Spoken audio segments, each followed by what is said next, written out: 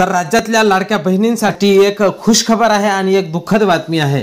तर सर्वात महत्त्वाचा विषय असा आहे की राज्यातल्या लाडक्या बहिणींना एक सर्वात आनंदाची बातमी म्हणजे जुलैचा हप्ता 1500 रुपये तुमच्या खात्यात जमा झालेले आहे।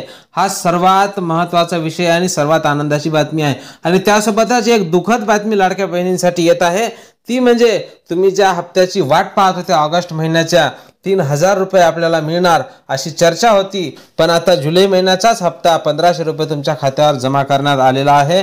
आणि जे 3000 रुपयाची तुम्ही वाट पाहत होता तुमची निराशा झालेली आहे, तुम्हाला आता 3000 रुपये मिळणार नाही। पण एक आनंदाची गोष्ट म्हणजे आज दुपारपासून 6 तारीख आज दुपारपासूनच पैशाचा वाटप सुरुवात झालेला आहे।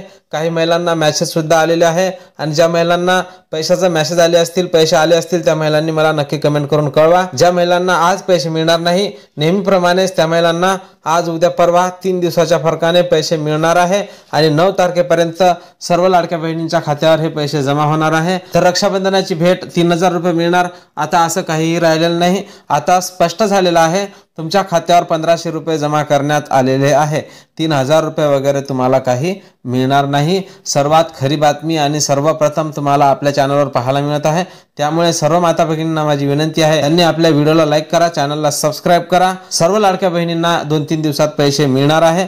ज्या लाडक्या बहिणींना पैसे मिळाले असतील त्यांनी नक्कीच मला कमेंट करून सांगा आणि ज्यांना पैसे मिळाले नसतील त्यांनी सुद्धा मला नक्कीच कमेंट करून माहिती द्या। भेटूया पुढच्या एका नवीन व्हिडिओमध्ये नवीन अपडेट सोबत।